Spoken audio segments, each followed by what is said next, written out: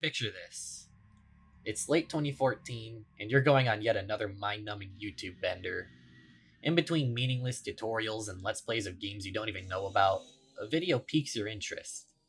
It's a video called Don't Hug Me, I'm Scared. Such a weird name is not befitting of the friendly character in the thumbnail. You decide to take a break from the monotony and give the video a watch. Why the hell not? It's not like you had anything better to do. The video starts, and it's exactly what you expected it to be. Characters reminiscent of the Muppets sing about the importance of imagination and creativity. But you're old now. Watching a re-upload of some children's puppet show isn't interesting to you. As you move your cursor to the next video, something grabs your attention. Something about the video begins to change.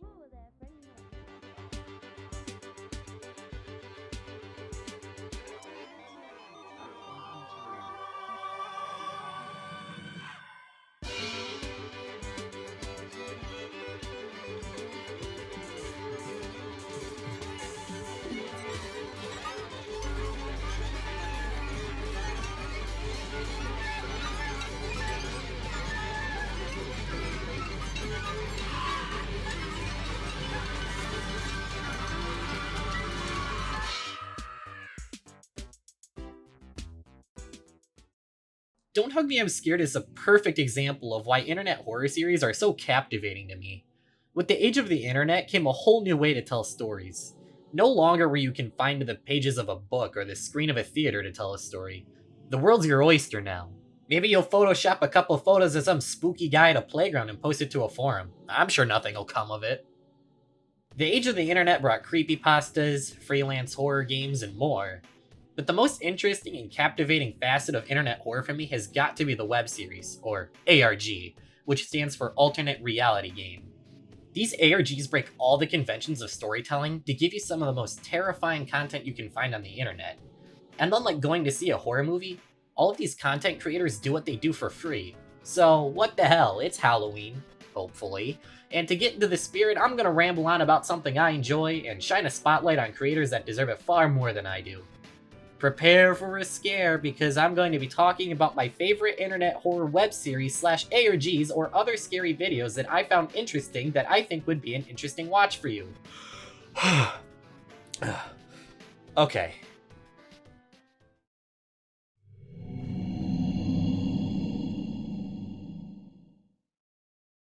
If I'm going to talk about horror web series, I've got to pay respect to the series that paved the way that the others followed. Ironically enough, though, this is the series I'm least experienced with that I'm going to be talking about. I more or less put it here because it's the quintessential horror web series. Marble Hornets is to web series what Slender Man is to creepypasta, so it's kinda ironic that the plot of Marble Hornets centers around him.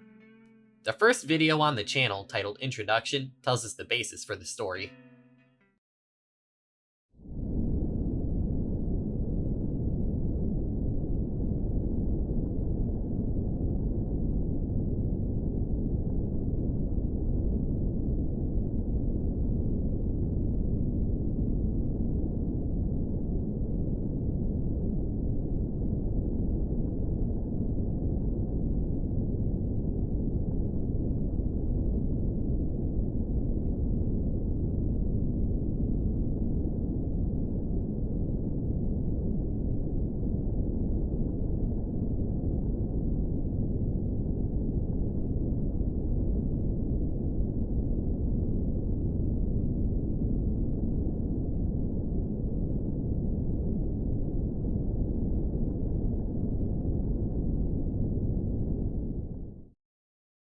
So as you just saw, Marble Hornets is a series of tapes given to the protagonist by an estranged friend from college, and the following videos are the tapes he received.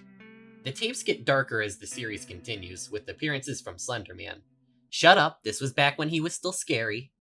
Causing the friend to mentally deteriorate.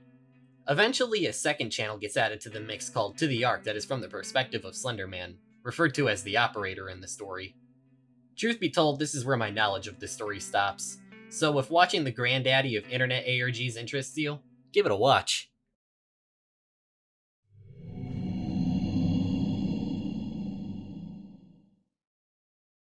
Local 58 is a series that plays off of your nostalgia and memories of local television and morphs and twists it to form a dark narrative. The series uses the storytelling device of local TV programming, and all the videos on the channel take the form of a TV broadcast. I've even referenced Local 58 on my channel on multiple occasions as part of a gag. So, to start off, let's take a look at what's likely my favorite video on the channel, a small 3-minute video titled Contingency. The video begins with the station announcing the end of their broadcast day.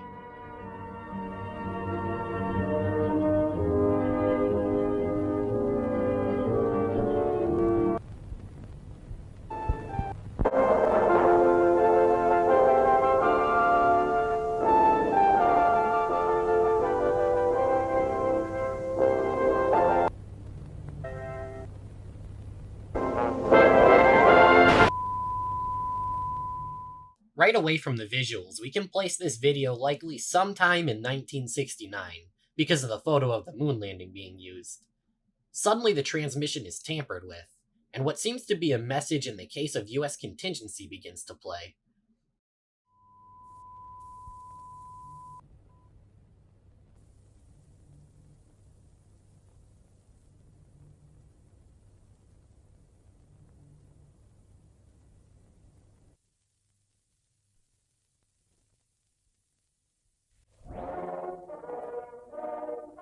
The worst has come to pass. Despite the sacrifices of our citizens and the might of our armed forces, the United States has been forced to surrender to her enemy. Though they may occupy our borders, our streets, and our homes, the enemy will never occupy our spirit. That is why all Americans are now called upon to act, to preserve the memory of the United States, clear and bright, untarnished and uncompromised. Know that I have already taken action in the company of family and loved ones. Now all Americans, every man, woman, and child, are called upon to act before the moment passes by. Let our united resolve echo through history. Even in defeat, we refuse to yield. Even in defeat, we claim victory. President Johnson has called all United States citizens to act. But what is acting? We're about to find out.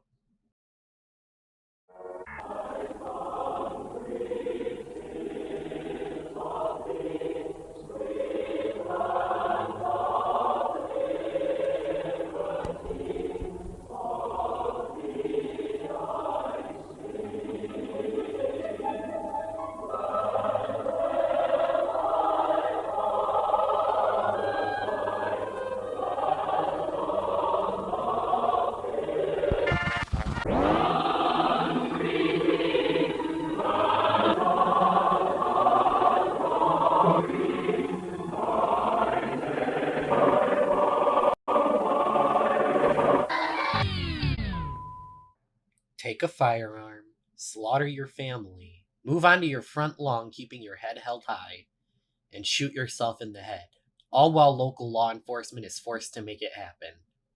In the final frames of the transmission, we see a message stating that the 51st state is not a place. Suddenly the transmission stops, and the following apology is issued.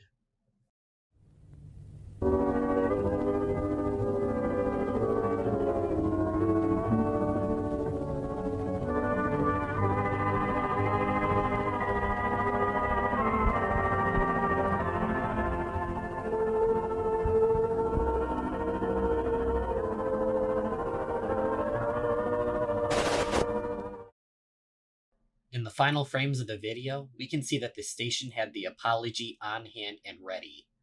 This whole broadcast was planned from the start.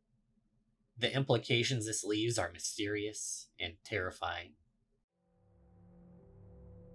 This video on its own is scary enough, but the series has so many other unique videos that disturb you in other ways, making sure you never have a moment where you can predict what's going to happen. Take the video you are on the fastest available route, for example. Right away, you can tell that the time period has shifted due to the updated visuals.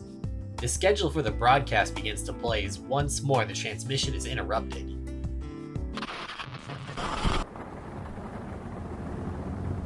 Proceed to the highlighted route.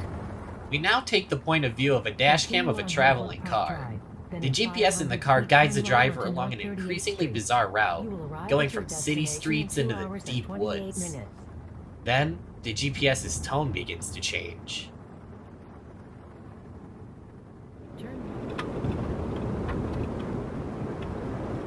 Rerouting. Make a U-turn. Head east for 1/4 of a mile, then follow signs for do not enter.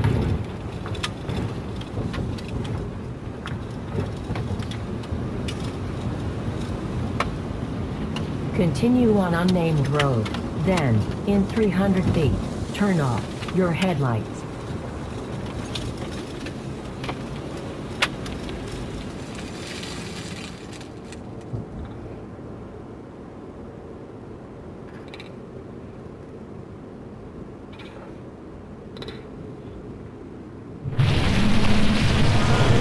Rerouting. Make a U-turn. Your destination is behind you. Rerouting. In 500 feet. Your destination will be on in 300 feet. Your destination in 250 feet. Rerouting. Your destination will be in 50 feet. You will arrive at your destination.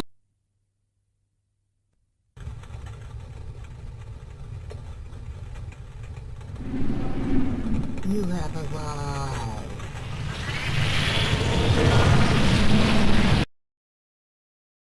Did you see it?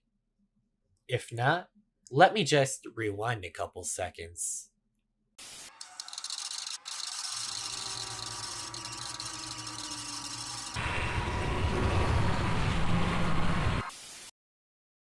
I cannot recommend Local 58's content enough. It's made by Chris Straub, and if that name doesn't ring a bell, then you might recognize them as the one who wrote the Candle Cove creepypasta, which also centers around paranormal TV broadcasts. This style of series is actually so unique it's gone on to start its own subgenre of content, deemed analog horror. I'm not going to go over all these series for the sake of brevity, but some of my favorite spin-offs you should check out are Gemini Home Entertainment, which focuses around recorded tapes instead of TV broadcasts to tell its story, and The Walton Files, which has become pretty famous on the internet for combining the analog horror formula with Five Nights at Freddy's-like imagery. While editing this video, a new series has been gaining steam called the Mandela Catalog, which is a pretty neat series and I'm looking forward to seeing future installments. I'd highly recommend watching all of these channels. Analog horror is just such a fascinating way to weave a narrative to me, and I can guarantee that you'll find it fascinating too.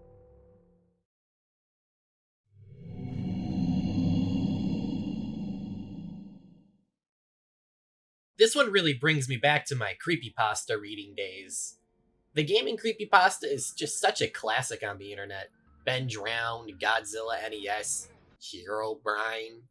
All of these stories are bona fide hood classics. But the problem is, the older you get, the more you realize they all kinda sucked.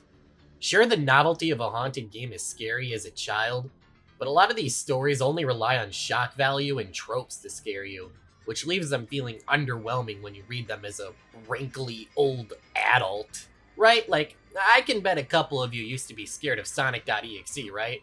Well, if you want to have a good laugh to yourself, go back and read this story and you'll see it's total garbage.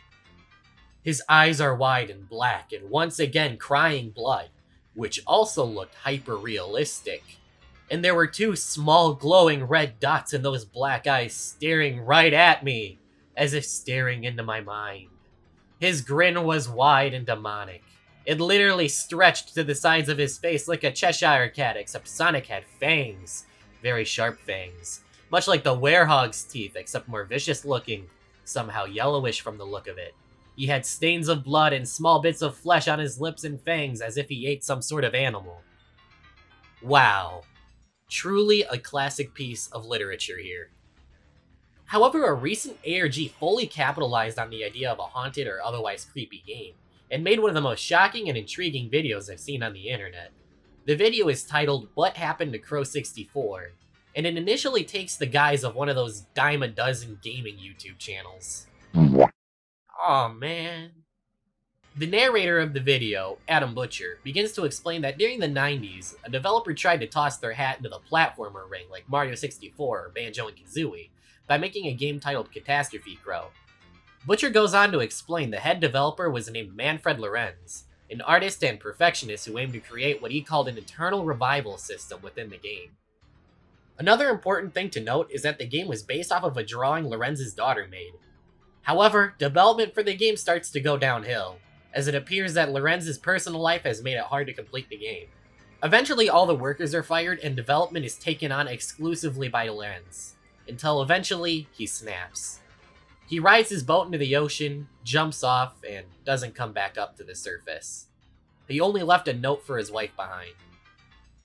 Adam Butcher goes on to say that he's actually found a copy of Catastrophe Crow, and the video cuts to a TV playing the game. And this is where things start to get interesting and creepy.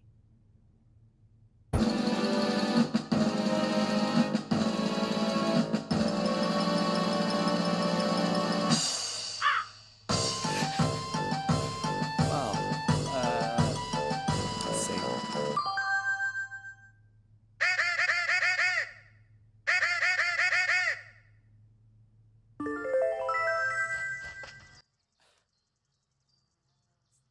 Seems to be working.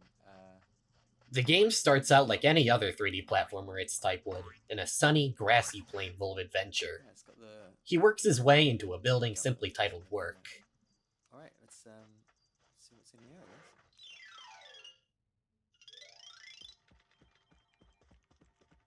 I guess I'm gonna go this way.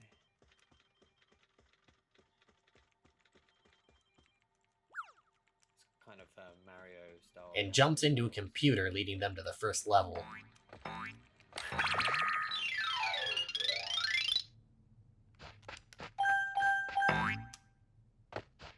Sorry, I'm not very good at talking while playing, so. But as the events get more unsettling in the level, the camera begins to zoom in on the TV.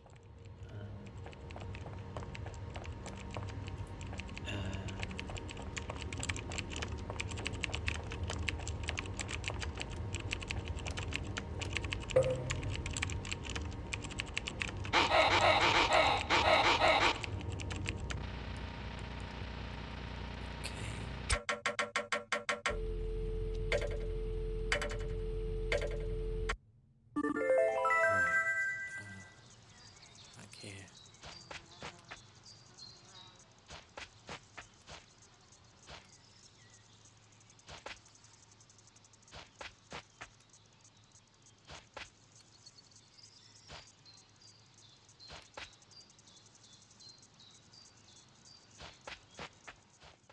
This time when entering the work building, a phone begins to ring.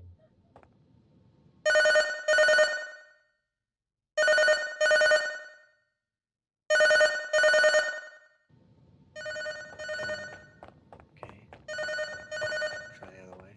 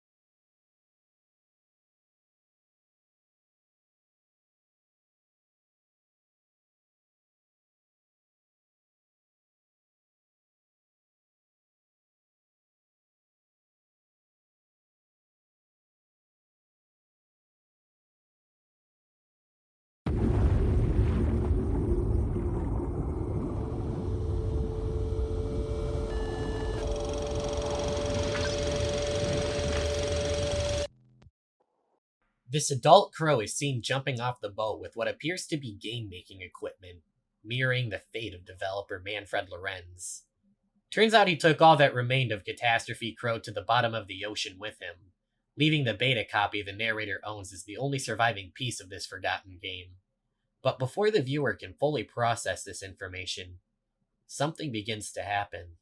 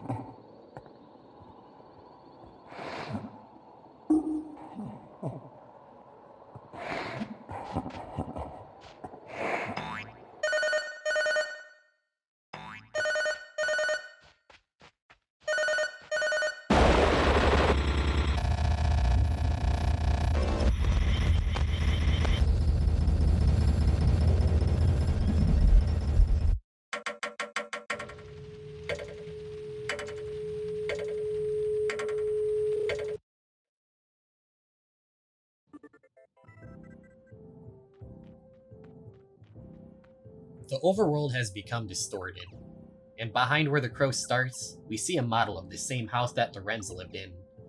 Instead of making their way into the work building like usual, the crow slowly approaches the house.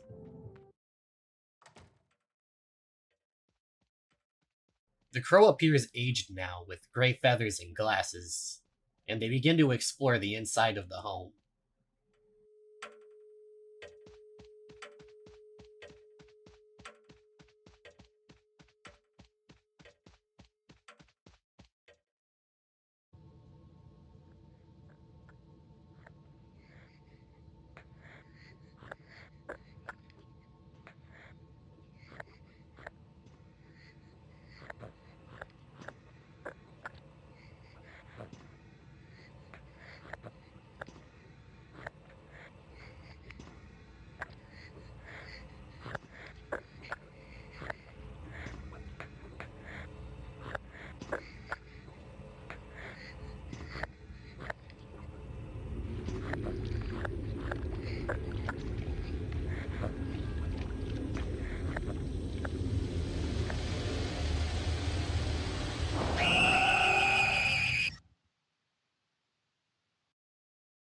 This video is amazingly well crafted. The misdirection with the gaming YouTuber first half contrasts heavily with the creepy gameplay second half. This bait and switch tactic is so genius because it catches you off guard and makes everything the video throws at you impossible to predict. I was on edge when I watched this video for the first time, and I implore you to go watch it for yourself. But the story goes so much further than the video. Through exploring, people found other channels on YouTube of gameplay for Catastrophe Crow, and these videos expand on the lore set up by Adam Butcher's video. People have decoded a secret language throughout the videos, deemed Crow language, found secret content, and the assets for the game itself have become public, so you can even explore Catastrophe Crow's assets. If you want to explore the lore of Catastrophe Crow for yourself, I highly recommend watching the original video and watching both Inside of Minds or Night Minds videos that explain the extended lore without you having to do all the detective work and decoding and smart people stuff. Personally, it's just so refreshing to see the haunted game idea explored so well without coming off as cheap or unoriginal. And I'm excited to see where the story goes next.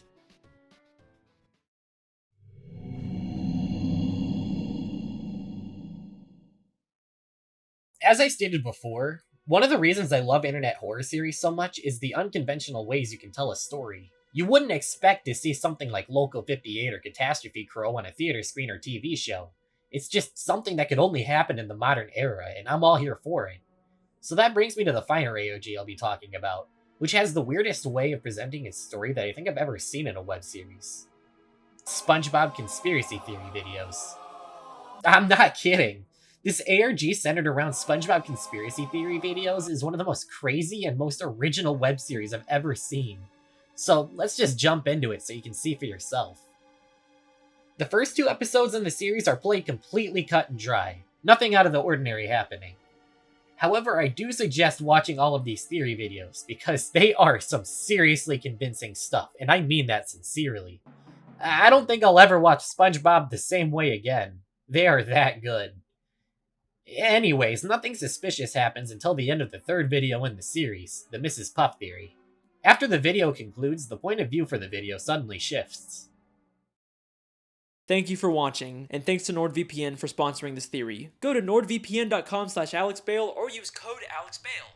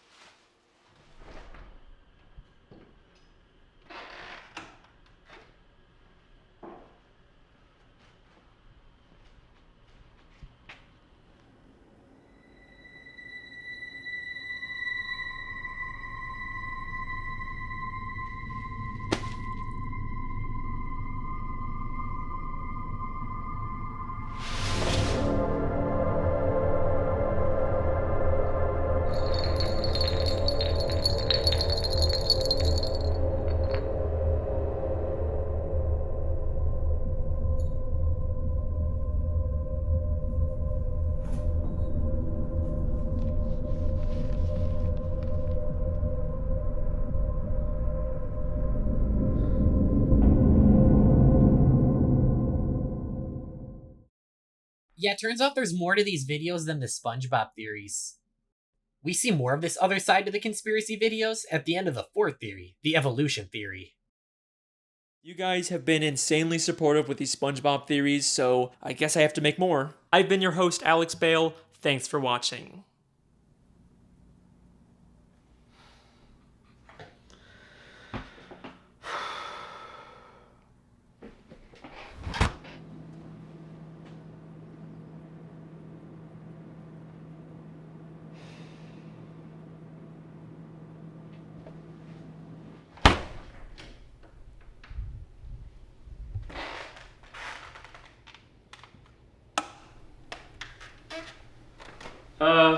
Hey, just want to let you know that I think I'm gonna take a break from the SpongeBob videos for a little bit.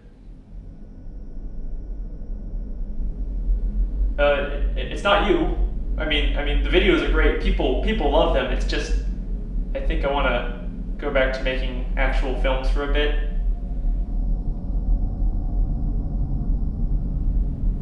Okay then. Thanks for everything. I guess I'll just see you around.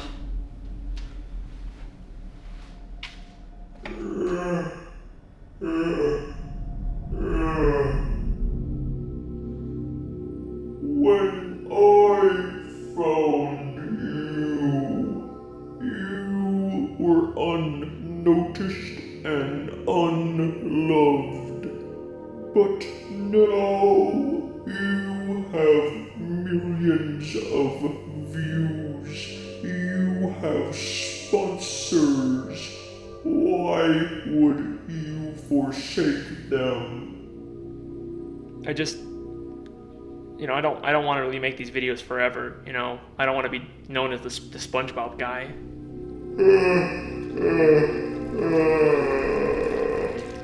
My boy, you really think they will care about your little films? I am your muse. I have given you the gift of knowledge.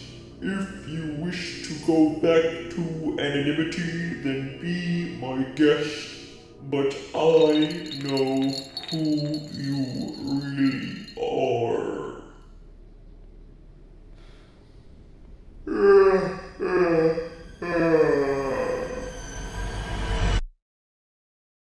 Alex Bale confronts the mysterious entity behind the SpongeBob theories and says he's done making them.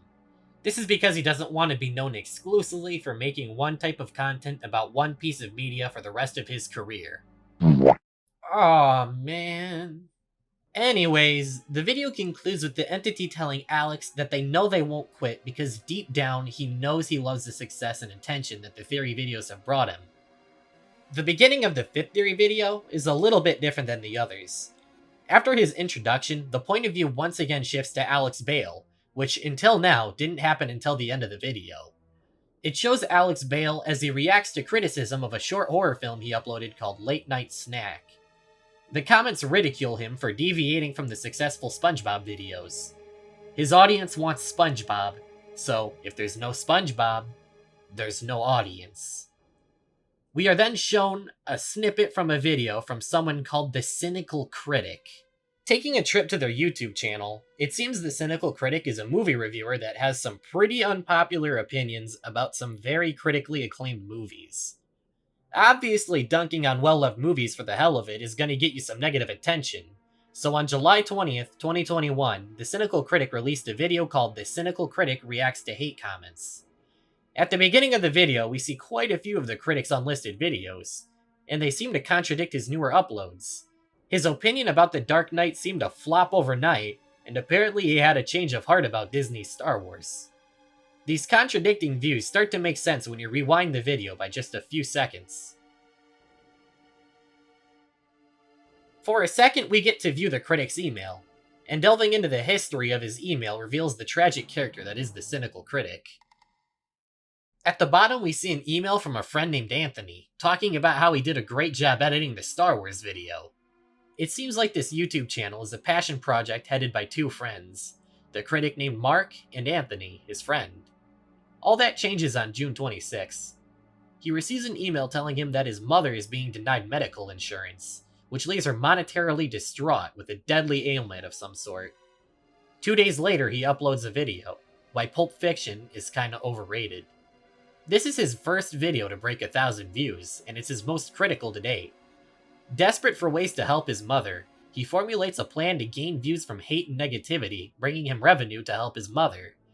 After all, negativity brings much more attention and clicks than positivity. Oh, man!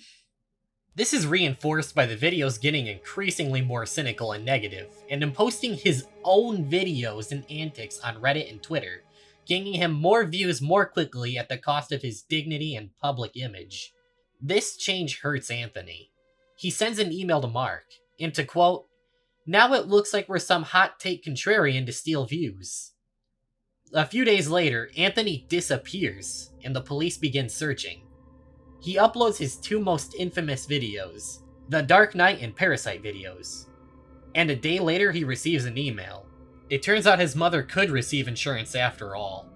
He ruined his public image and burned a bridge with his best friend, all for nothing.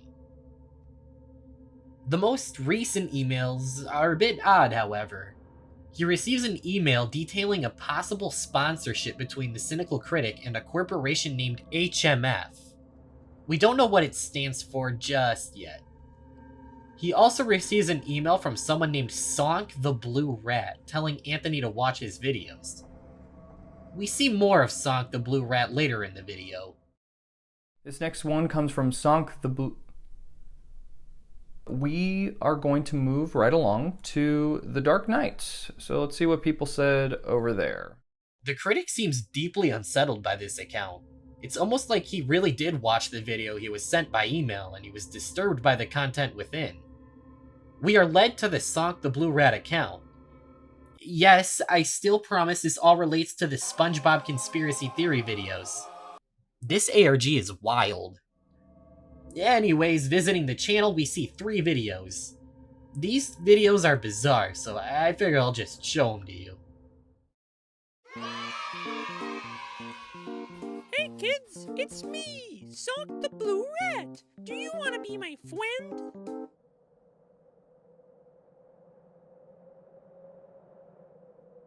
That's great! I love my friends. Today, we're gonna learn about the difference between a good friend and a bad friend.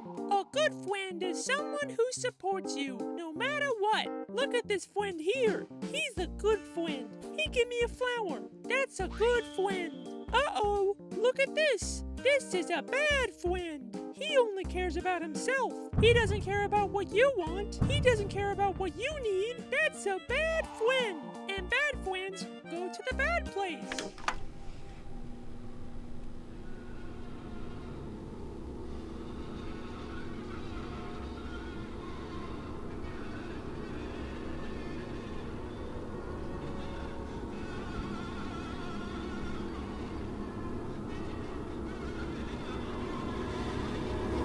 That's okay. He deserved it. That's all we have to learn today. Remember, always be a good friend. Gotta go fast.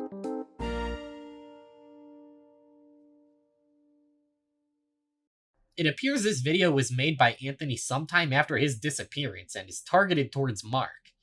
We can know this because all of the drawings are labeled Mark and we see a missing person poster for Anthony. The video itself seems to be calling Mark a bad friend, given the fact that Sonk's example of a bad friend seems oddly aggressive towards Mark. The second Sonk video revolves around the idea of helping. Hey kids, it's me, Sonk the Blue Rat, your best friend. Today, we're gonna learn about how to be a good friend. Yay! A good friend always helps their friends. Uh-oh, look at the friend over here. She's sad. Why don't you help out your friend? Uh-oh, you don't know how to help your friend? That's okay. I can make your friend all better. All you have to do is give me a flower. Ah, thank you. But if you want me to make your friend better, I'm gonna need more flowers than that.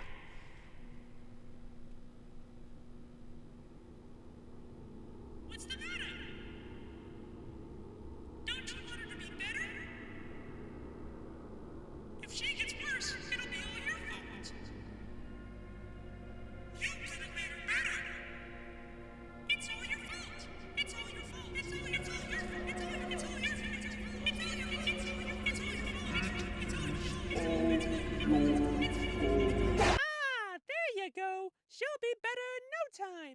That's all we gotta learn today. Remember, always be a good friend. Gotta go fast.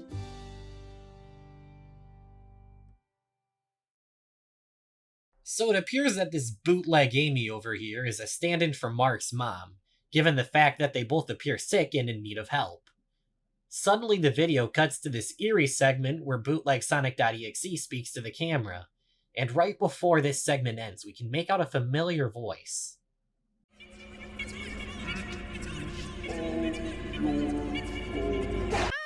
You really think they will care about your little films? This basically confirms that these three channels are connected, so now it doesn't seem like I've been rambling about nothing for the past few minutes. This brings us to the latest song video. Hey kids, it's me, Sonk the Blue Rat, your best friend. Uh-oh, what's the matter, friend? Are you sad because everyone hates you, you're all alone, and the guilt is making you horribly depressed? Don't worry, friend, I can help you. When I get sad, I just remember these 5 simple words. It could always be worse. It could always be worse. You could lose all of your hair. You could fall off of the stair. You could get hit by a train. You could crash in. You could lose all of your friend. Your insurance could just end. You could get pushed off the roof. They could find out the horrible truth. It could always be worse. Could be worse. It could always be worse.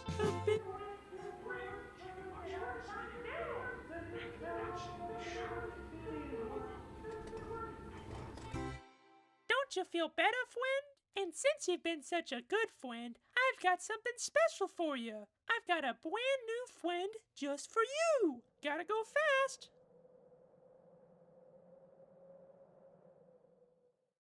This video includes some more nods to Mark's personal life, including what appears to be a horrible secret.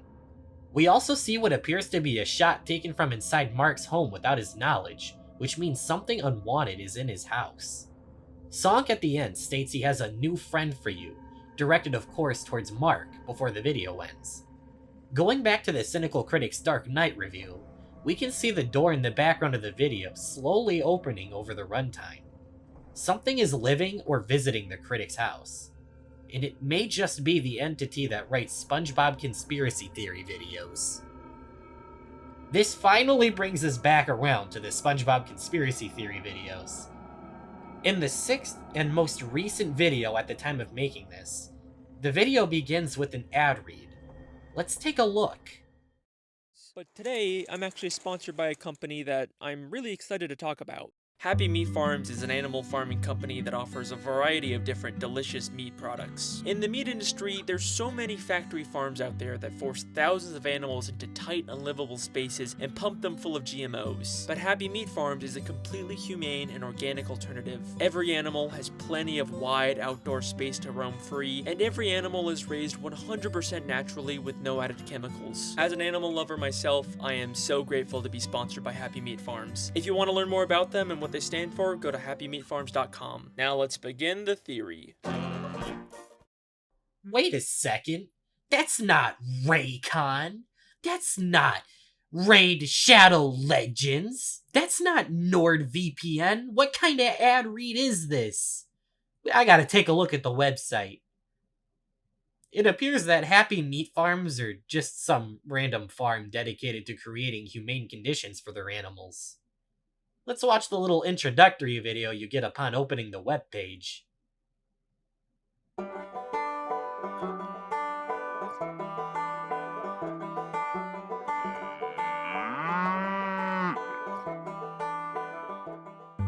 Welcome to Happy Meat Farms, where we believe in a happier, humane future. There's nothing better than a delicious prime rib steak or a steamy chicken cooked to perfection. But do you really know where you're getting your meat? Nowadays, there's so many factory farms that cram hundreds of animals into tight, unlivable spaces. And most animals are being genetically modified to produce as much meat as possible, but at the cost of giving the animals a painful life. After seeing the horrors of the meat industry, we founded Happy Meat Farms in 1998 with one goal in mind: finding a more humane solution to farming. And that solution was to raise these animals the same way they're raised in nature, the way God intended. Our animals spend their days in wide open fields outside, where they're able to roam and be free. We raise our animals 100% naturally, with no GMOs or chemicals added. We believe that the best meat comes from the happiest animals, even if that means giving up profits. Together, we can build a better future for today, tomorrow, and the next day. Because when we work together, we can solve any problem. And to us, problems are just future solutions, waiting to be solved. By the trusted hands at Happy Meat Farms, a company that you can trust. To bring you a happier, healthier, and most importantly, more humane future. For your friends, family, and community. Welcome to the New World Order. Available in grocery stores across the world. Well, those last few seconds were a little weird, but overall it's just your average corporate boring video, nothing too special here. As one last measure to make sure this is related to the ARG, let's just give them a quick search up on YouTube. Wait, what's this?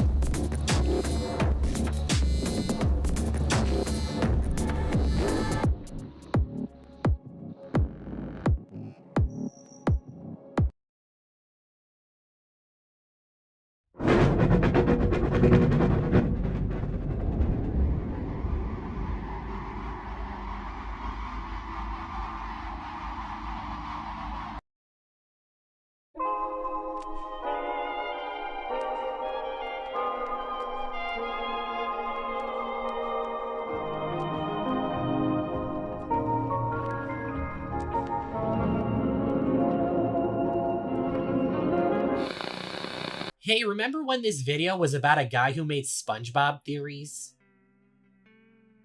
It looks like we got our first look at the entity behind the theories. And it looks like Happy Meat Farms may have been reaching out to more people besides Alex Bale. Remember this email sent to the cynical critic? HMF, Happy Meat Farms. As Happy Meat Farm's influence spreads, the escaped test subject, given the name Muse, has been getting hungrier.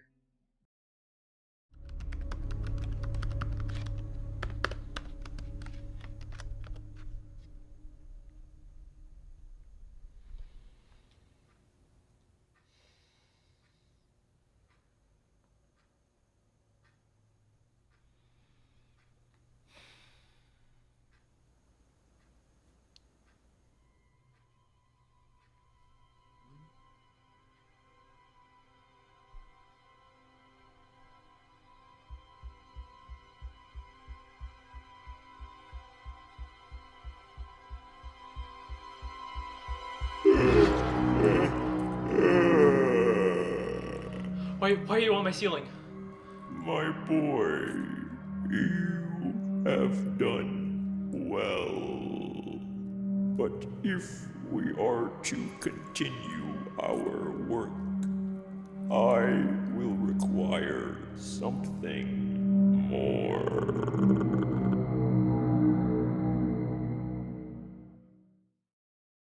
Throughout the 6th theory video, Alex Bale is shown buying a cat from a pet store before bringing it to the basement. Initially bought as food for the Muse, Alex Bale has a change of heart and befriends the cat instead.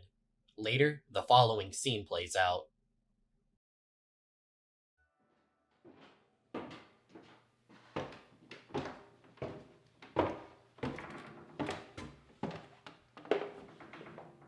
Hey, I'm gonna assume you're still down here. I thought about what you asked, and I'm sorry, I just can't.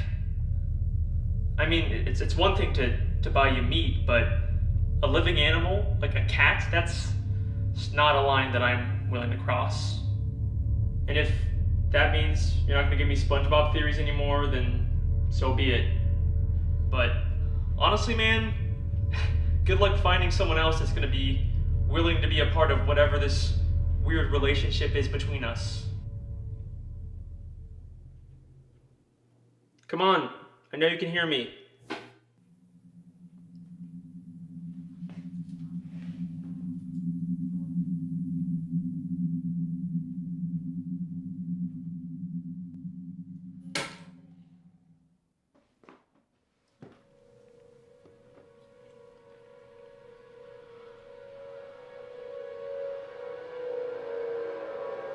What did you do?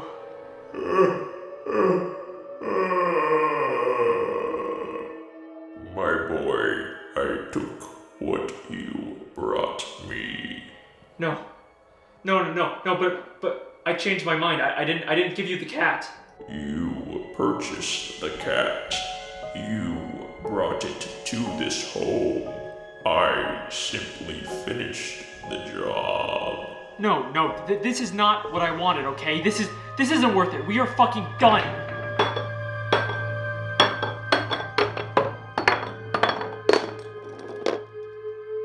My boy, we both know you can't go back now. Okay, this is the last time, and then I want you out of this house.